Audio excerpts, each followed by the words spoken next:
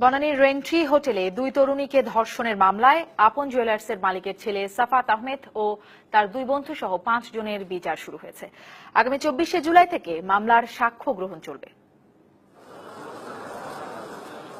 বৃহস্পতিবার বেলা 11:15টার দিকে আসামিদের কারাগার থেকে আদালতে হাজির করা হয়।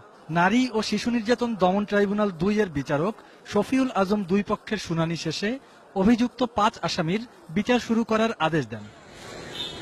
এ সময় অভিযুক্তদের নির্দোষ দাবি করেন তাদের আইনজীবীরা।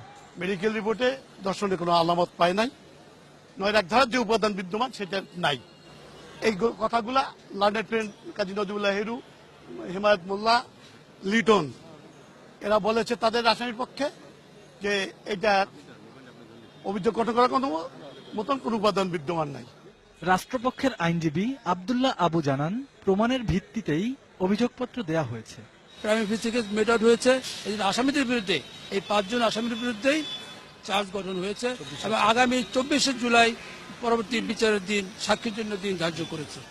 গত 6 মে বনানী থানায় ধর্ষণের মামলা করেন দুই তরুণী।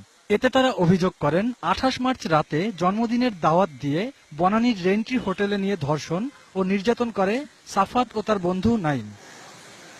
Rakibul Rahat, DBC news, Dhaka.